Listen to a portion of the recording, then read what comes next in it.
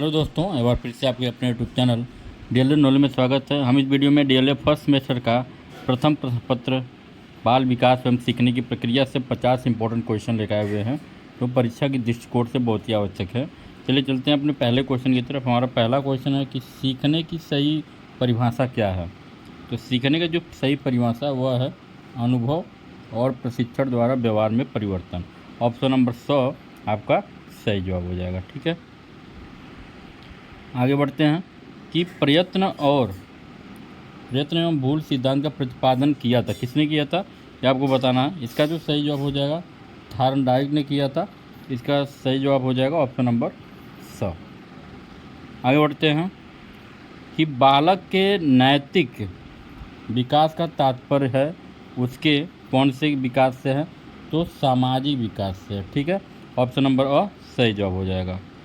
आगे बढ़ते हैं कि निम्न में से कौन सा प्रकार मनोवैज्ञानिक है, कौन सा प्रकार इसमें मनोवैज्ञानिक है, तो बहिर्मुखी विकास ऑप्शन नंबर अ सही जवाब हो जाएगा। ठीक है, अगला जो हमारा प्रश्न है कि आत्म केंद्रित व्यक्ति का व्यक्तित्व क्या होता है, तो जो आत्म केंद्रित होते हैं वह अंतर्मुखी होते हैं। ऑप्शन नंबर अ सही जवाब हो जाएगा। ठीक है, अगला जो हमारा प्रश्न है कि चिंतन के साधनों में एक है, तो चिंतन के साधनों में से क्या है, तो संकेत ये चिंतन का साधन है, तो ऑप्शन नंबर अ सही जवाब हो जाएगा।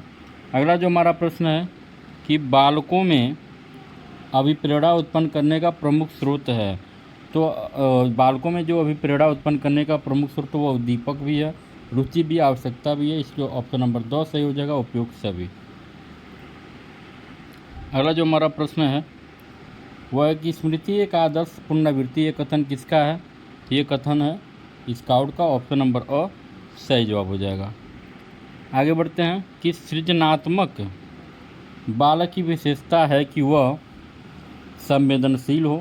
जो सृजनात्मक बालक होते हैं उनके अंदर क्या क्या वो क्वालिटी होनी चाहिए, तो वह संवेदनशील भी होना चाहिए, परिहास प्रिय होता है, जिज्ञासु होता है मतलब इंटरेस्टेड, और उपयुक्त सभी। ऑप्शन इसका सही हो जाएगा, ऑप्शन नंबर 2।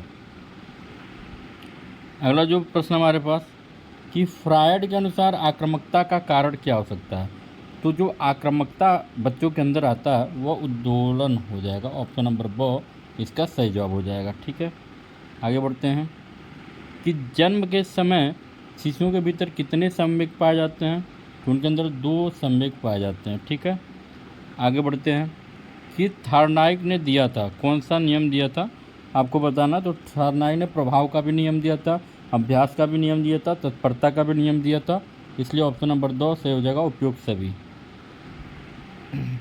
अगला जो हमारे पास प्रश्न है प्रेरणा होती है, प्रेरणा कैसा होती है, तो जो हम मोटिवेशन हमेशा सकारात्मक होती है।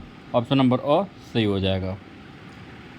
अधिगम स्थानांतरण के सिद्धांत हैं, तो अधिगम स्थानांतरण के सिद्धांत मानसिक भी हो सकता है, समान तत्वों का सिद्धांत भी हो सकता है, सामान्यीकरण भी हो सकता है, इसलिए ऑप्शन नंबर 2 इसका सही जवाब हो जाएगा। ठीक है, आगे बढ़ते हैं कि वह प्रेरक जिन्हें व्यक्ति अपने प्रयासों से प्राप्त करता क्या कहलाता है, जब खुद मेहनत करता तो अर्जित प्रेरक कहलाता है, तो ऑप्शन नंबर अ इसका सही जवाब हो जाएगा। अगला जो हमारे पास प्रश्न है कि स्मृति सीखी हुई वस्तु का सीधा उपयोग, यह कथन किसका है। स्मृति मतलब जो हम याद करके सीखते हैं, ये कथन है ऑप्शन नंबर 100 स्किनर का। ठीक है, आगे बढ़ते हैं आंकड़ों के प्रकार हैं, इसमें से कौन आंकड़ों का प्रकार है। जो आंकड़ों का प्रकार है वो अवर्गीकृत आंकड़े होते हैं और वर्गीकृत आंकड़े दोनों तरह के होते हैं, इसलिए ऑप्शन नंबर 2 इसका सही जवाब हो जाएगा। ठीक है, आगे बढ़ते हैं बाल विकास के अंतर्गत लिखित आयु वर्ग क्या है, तो 0 से 18 वर्ष की आयु को हम लोग बाल विकास के अंतर्गत निम्नलिखित आयु वर्ग कहते हैं। ठीक है, आगे बढ़ते हैं कि बुद्धि का विकास लगभग पूर्ण हो जाता है, किस काल में बुद्धि का विकास पूर्ण हो जाता है, तो वह जो काल होता है वह होता है किशोरावस्था, इसमें बुद्धि का विकास पूर्ण हो जाता है। नवजात शिशु में हड्डियों की संख्या कितनी है, ये बहुत ही इंपॉर्टेंट क्वेश्चन है। ठीक है, याद रखिएगा, ये बहुत ही इंपॉर्टेंट क्वेश्चन है, बार बार रिपीट होता है, तो 270 होता है, याद रखिएगा नवजात बच्चों में जो हड्डियों की संख्या होती है। आगे बढ़ते हैं कि सीखने को प्रभावित करने वाले सबसे महत्वपूर्ण कारक कौन है, तो इसमें से रुचि हो जाता है। रुचि रहेगा तभी आप अच्छे से सीख पाते हैं। आगे बढ़ते हैं जिस प्रकार शारीरिक विकास के लिए भोजन का महत्व है, इसी प्रकार सामाजिक विकास के लिए शिक्षा का महत्व है। ये कथन किसका है और ये कथन इम्पोर्टेंट भी बहुत है, तो ऑप्शन नंबर 100 वुडवर्थ का ये कथन था, याद रखिएगा। विकास को प्रभावित करने वाले कारक कौन से हो जाते हैं, जिससे विकास को किन कारणों से रुक सकता है, तो बुद्धि, यौन, अंतःस्रावी ग्रंथियाँ, उपयुक्त सभी रीजन हो सकते हैं। ठीक है, आगे बढ़ते हैं कि टोली की आयु किसे कहते हैं, तो टोली की आयु जो होती है वो हम कहते हैं बाल्यावस्था को, ऑप्शन नंबर ब। आगे बढ़ते हैं कि मनुष्य को जो कुछ बनना होता प्रारंभ के 4 वर्ष में ही बन जाता है, यह कथन किसका है, तो ये कथन है हॉरलॉक का, ऑप्शन नंबर 100 सही जवाब हो जाएगा। अगला जो हमारे पास प्रश्न है कि बाल्यावस्था में शिक्षा का स्वरूप कैसा होना चाहिए, तो जो शिक्षा का स्वरूप होना चाहिए वो खेल एवं रचनात्मक कार्यों के माध्यम से शिक्षा दी जानी चाहिए बाल्यावस्था में। खेल में जिसको प्ले वे स्कूल बोलते भी हैं आजकल डेट में।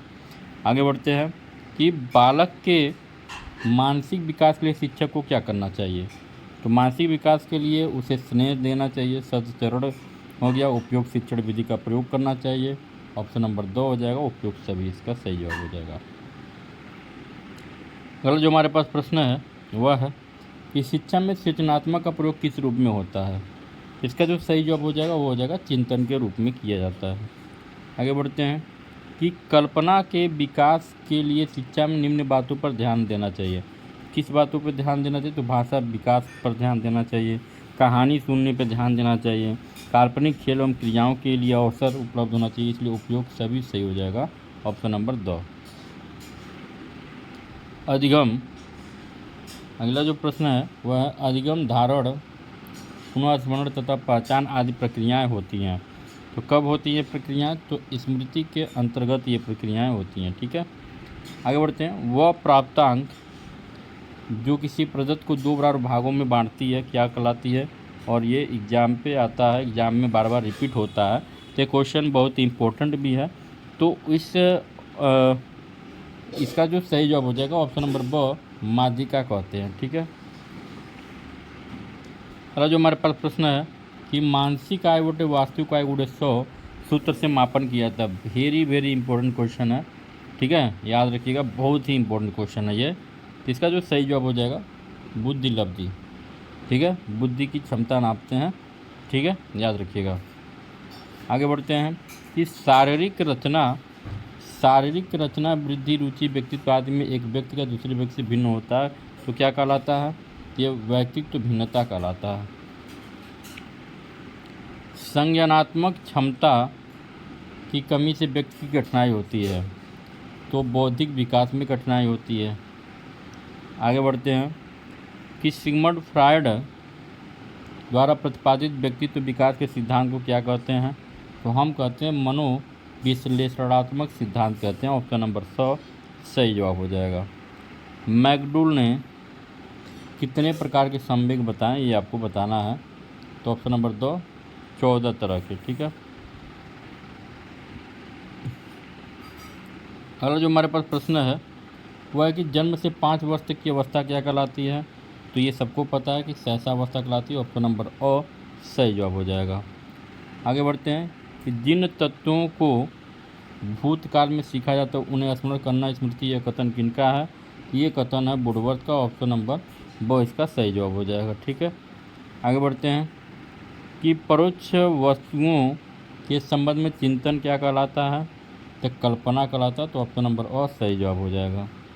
आगे बढ़ते हैं कि किसी समस्या का समाधान करने के लिए गत अनुभवों को नए ढंग से समायोजित किया जाना क्या कहलाता है, ये कहलाता है तर्क कहलाता है, ऑप्शन नंबर अ सही जवाब हो जाएगा। आगे बढ़ते हैं किसी के द्वारा विभिन्न परिस्थितियों में समायोजन क्या कहलाता है, तो ये कहलाता है उपयुक्त सभी, ऑप्शन नंबर 2 सही जवाब हो जाएगा। सीखने की मात्रा तथा समय के संबंध को चित्रांकित करने वाली वक्र रेखा क्या कहलाती है, तो पठार चक्र कहलाती है। आगे बढ़ते हैं। जब कोई बालक सीखने को तत्पर होता है तब वो चीज़ों को जल्दी से सीखता है। यह थॉर्नडाइक के सीखने किस नियम के अंतर्गत आता है? यह आता है तत्परता के नियम के अंतर्गत आता है। ऑप्शन नंबर बहुत सही जवाब हो जाएगा। अगला जो हमारे पास प्रश्न है कि सीखने के सिद्धांत के अंतर्गत व्यक्ति संपूर्ण परिस्थिति के प्रत्यक्षीकरण के आधार पर सीखता है। इसका जो सही जवाब हो जाएगा अंतर्दृष्टि या सूझ का सिद्धांत। वे प्रेरक, अगला जो प्रश्न है, वे प्रेरक जिन्हें व्यक्ति अपने प्रयासों से प्राप्त कराता है, ये भी क्वेश्चन रिपीटेड है, कि अर्जित प्रेरक कहलाता है। आगे बढ़ते हैं कि TAT बहुत इंपॉर्टेंट क्वेश्चन है। TAT व्यक्तित्व परिचय का निर्माण किसने किया था? तो याद रखिएगा मॉर्गन एवं मरे ने किया था। ऑप्शन नंबर 10 सही जवाब हो जाएगा। CAT परीक्षण किस आयु के बच्चों को व्यक्तित्व का मूल्यांकन करने हेतु प्रयोग किया जाता है? तो ये हो जाएगा सही ऑप्शन 3 से 11 वर्ष के बच्चों के लिए किया जाता है। संवेग का प्रकार नहीं है, तो कौन इसमें संवेग का प्रकार नहीं है? तो ध्यान संवेग का प्रकार नहीं है, तो ऑप्शन नंबर 100 इसका सही जवाब हो जाएगा। प्रतिभाशाली बालक की बुद्धिलब्धि कितनी होती है, ये आपको बताना है।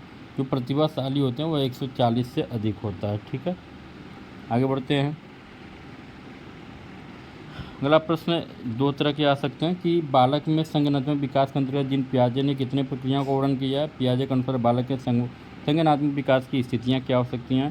तो इसका जो सही जवाब हो जाएगा वो हो जाएगा ऑप्शन नंबर 4 होते हैं। ठीक है, तो वीडियो कैसा लगा कमेंट करके ज़रूर बताएं। तो मिलते हैं अगले वीडियो में, तब तक के लिए नमस्कार, जय हिंद।